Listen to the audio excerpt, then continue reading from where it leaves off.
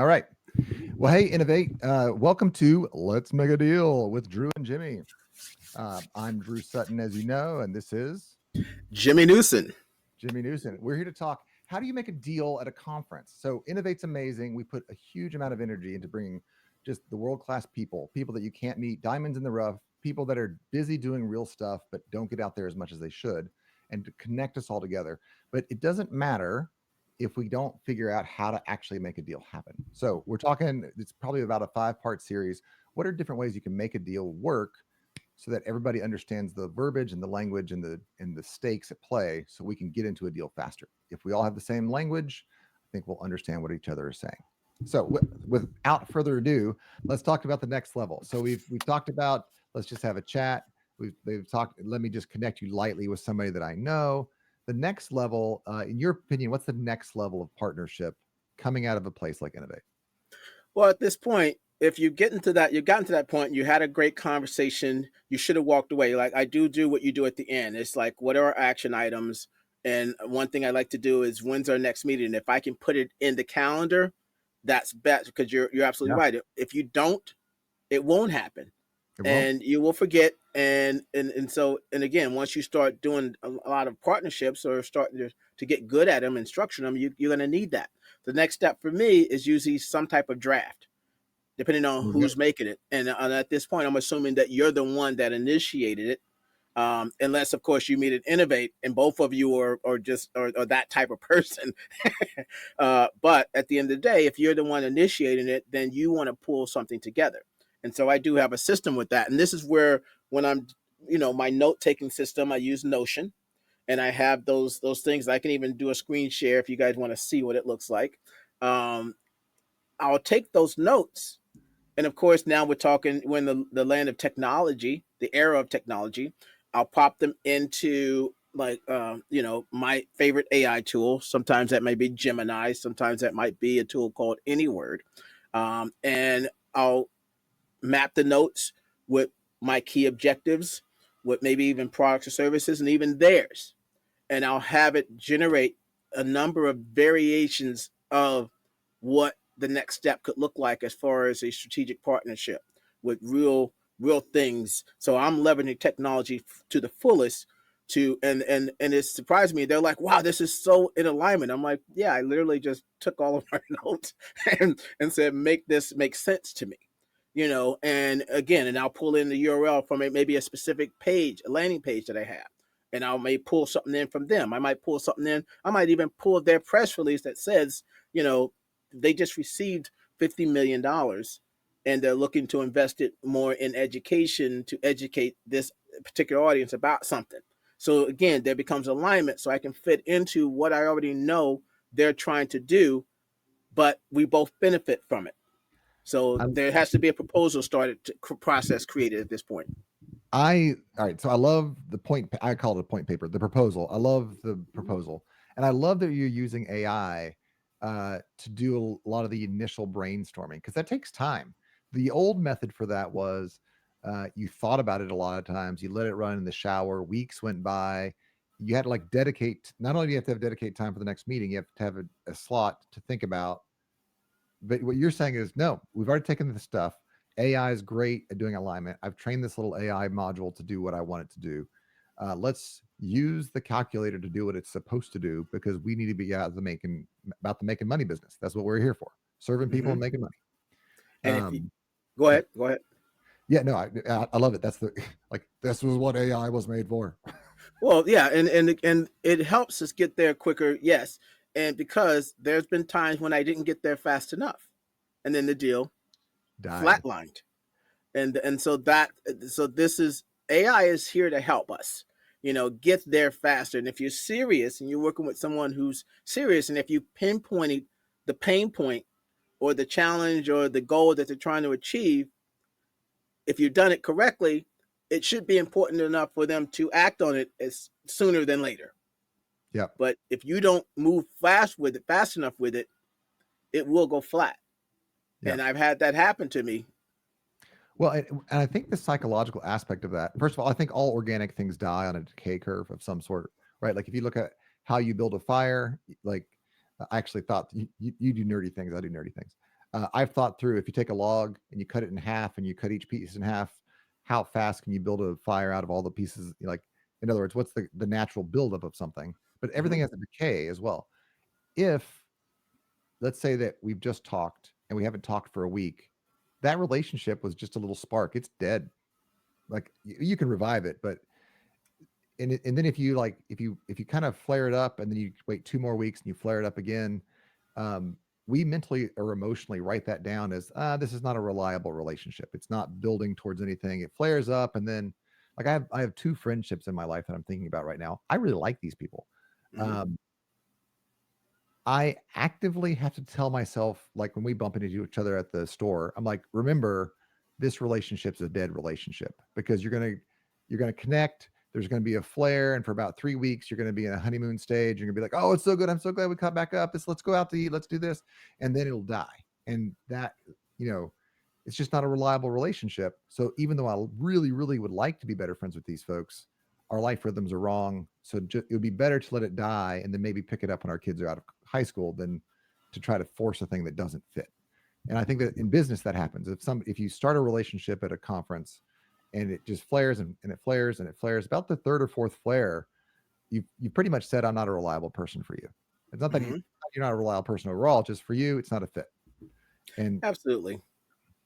Well, I think there's that level of self awareness is what you're getting at there, and to understand. And again, that's where not all relationships are partnerships, yep, and the sooner you can come to that understanding, you can save feelings, and that's always been a huge like issue for me in regards to I don't want to give off the wrong impression, it's easier said than done, but we're talking about trying to get ahead of a situation, trying to get, risk management, if you will, yep, to make sure that, you know, as much as like I said, trying to get that yes, understanding when something is a no, and yep, defining what a no looks like in advance. So when you go to a place like Innovate Summit or any other platform, like you said, you're coming in with 3 or 4 ideas of a strategic partnership. I think a lot of people go to these conferences looking for a client, yes, and they don't put enough time in. Well, what would a strategic partnership look like? Because the benefits of a strategic partner, the right one, is huge. There's a guy named Brendan Burchard. If anyone knows him, I'm sure a lot of people do. And he talks about connecting to the super train. And the super train is a really great strategic partner that can put you in front of tens, hundreds, thousands, tens of thousands, hundreds of thousands, millions of your target audience just because of your really strategic relationship with them. And now where you were doing a lot of one-on-ones or trying to build that castle one person at a time, one block at a time, they just gave you they just pulled up with a flatbed right, and you're like, oh, okay, let's get started. Now you're just working and you're yeah. serving the audience. Yeah, because you're serving the audience, not looking at their audience and being like, "Ooh, that looks delicious." You're Hmm. saying, "I legitimately have something," and the folks that had the flatbed trailer full of your ideal audience, the reason they got it is because they serve that audience and they're in love with that audience, And that audience is in love with them. and they will never violate that relationship, which is why they keep them, right? Absolutely. So yeah, so it's a privilege to get there, but that's where I think I mentioned to you before, and I definitely mentioned on the stage. I go for me, a strategic partnership is a triple win strategy.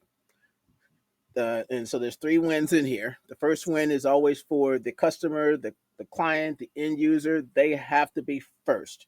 We both Yep. have to serve them. From there, from your perspective, it is the partner. You have to start understanding how does the partner win. And if the first 2 win, you automatically win because of course that was the whole reason of the conversation or the starter in the first place. So it's not like you of course you want to make sure that you're very clear on what a win looks like for you, but that dictates how the first and the second win. And when Yep. you do it properly, now everybody's on the same page, and it should definitely get you closer to a yes. It's just about values, personality, little things like that, that at this point will now be, how do we move forward? And they go, and this is where I'm tackling now, as I have to do a better job now of understanding the values, not of just the company, but the individual that I'm talking to. And to what I want to eliminate now is ghosting. Mm. That's my biggest problem now in strategic partnerships, where everything was going very well. And I'm talking about before we get to the actual contract or handshake or whatever it is, and we actually start working together, is really understanding, is this person going to ghost me? And so I'm Hmm. trying to figure out, what are the signals? Yeah. No, So, it's the real thing. For me, when you sit down in a conversation with a friend, hey, how's your day going? There's pleasantries, right? And I think actually, as an engineer, um, I would actually expense almost all pleasantries, but I understand that they communicate love, which is what I would like to do. So that's but I can get away with a lot less of them. Once I've decided, yes, I trust and like you, we can just get back to business. And in yeah. fact, what I find is a signal is how much of the conversation we scheduled an hour conversation, let's say, how much of that hour conversation was spent driving towards business and closing actions, you know, listing problems, setting up solutions, closing actions, and how much of it was touchy feely. If it's Hmm. all touchy feely, I don't want to do business with you. I, I mean, because I'm not your therapist, right? And I don't need you to tell me that you like me. If you don't like me, I've had plenty of people don't like me, and I don't like plenty of people. Um, that's fine. But that's not a business relationship. That's not a partnership.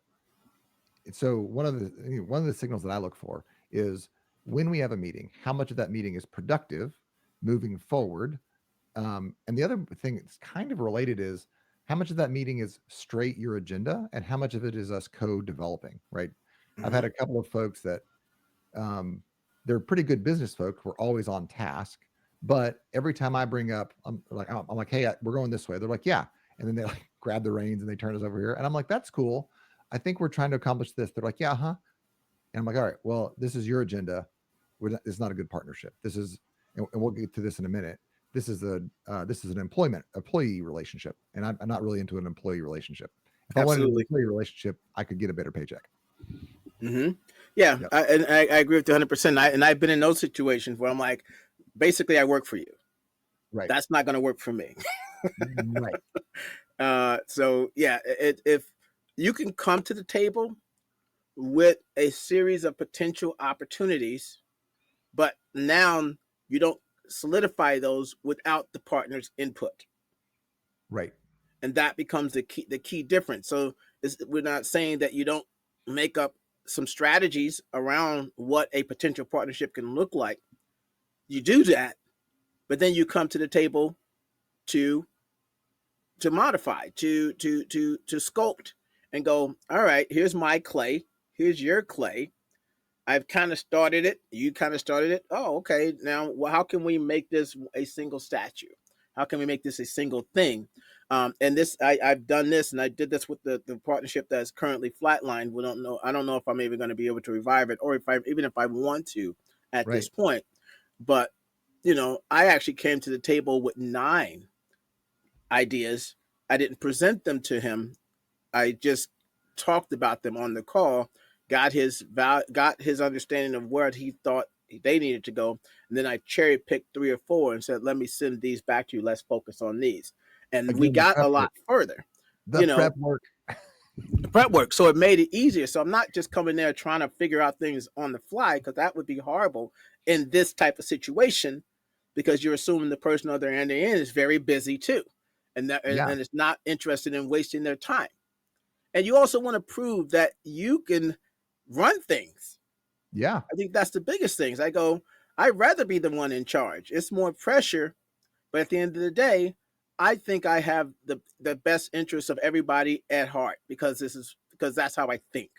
So that's Yeah. my personal opinion. Yeah. I want to trust the person's in charge, so I guess it has to be me. That's a joke. That's what I used to say. Um, yeah, And I love again, it. no ego there, is understanding that this is what I do. I'm a strategic partnership person, and this is how I feel about partnerships. Everybody has to win. Yeah. So, if push comes to shove, I feel like I'm going to always make the right decision on behalf of the collective. Yeah. Well, so let's talk real quick because I know that you're a music man background. Yeah. Um, the way that this is not my theory. I can't remember. It's from a book. I can't remember. I read a lot of books. But the idea is I call it beats. And so a relationship starts with just an eyebrow. It's called an eyebrow flash, like this. So you see each other from across the room. You're like, "What's up?" And you'll do this with an absolute stranger that you've never met at Starbucks, right? Or you'll do the head nod. So there's an eyebrow flash or a head nod. They're both kind of the same. I see you. I recognize you. I'm not a threat. You're not a threat. Dogs do it with like their tail kind of curls up over their back. Mm-hmm. It's just an acknowledgement. Hey, I'm not a threat. You're not a threat. It doesn't mean that you might not pull a gun on me, or I might not pull. But at this moment, beat one, and then you return, head nod back, beat. We are technically in a symphony right now. We are playing music together. Okay. So then we're at the same Starbucks every morning. Eyebrow flash, head nod. You're like, hey George. Maybe you say, what's your name? And that's it. And so over time, you start building this little melody that you two play together. It's 3 or 4 beats. Then one day I'm like, hey, I'm gonna have a conversation with you. I'm like, hey Jimmy, how's your kids? And you're like, dude, we are a 3-beat conversation. We are not a 10-beat conversation. Like you've initiated far more of the jazz set than I was initiating. I'm not cool with that. And so now we have to go back down. Probably, if we're at a 4-beat conversation, now we're back at a 2-beat. We work back up to the 4-beat, and we both know this is a 4-beat relationship, not a 10-beat relationship. I think businesses are that way. So you meet at a conference, that's 1 beat. You go to dinner with them, that's maybe 10 beats. You like each other. My game is to always offer 1 or 2 extra beats than the other person offers. That way, if the other person doesn't like them, the other person can ghost me, 2 beats worth of ghosting, and it's not an insult. And then I'll offer those 2 extra beats 3 times over, maybe a 3-week period of time. And if they're never returned, I just let the music that we're currently playing be the music that we play. Okay. That's quite a system. Sorry. There's Drew's head in the box. This is what happens. That's an engineer's head right there. I was just like, huh? What? Yeah, it's I guess mine would be from being a musician. I don't know if I mind going in that direction, because I might think that because to me, like you said, I'm not good on small talk. So almost any talk that's not business related is the same to me. So I might not even have a scale for those questions. And then of course some obvious ones I'd be like, whoa, buddy, whoa, ma'am, but but the majority of them could be pretty, to me, pretty bland because again, that I understand who I am. I understand the way that I look at things, and I for some reason I take business more serious, which is why I became a business person, is because it was more reliable for me, and I was hoping, at least I thought back then, that people were shot a little bit more straight, and of course we know that's not necessarily the case. But it was nice to believe it for as long as I could believe it, But I think there's so many different ways that you can have a strategic partnership, and it's really about, for anybody listening to this conversation, understanding your thoughts around what a strategic partnership is like and putting it down on paper, putting it in Notion or whatever notation platform you're using, and really define it, because the more you do it, then the more internalized it becomes. Putting it down clarifies it, and the more you write the same comments down, you personally begin developing the patterns, and your thinking gets clearer. I love it. Absolutely. All right. I think we can run through these next type pretty quick. First one is a podcast.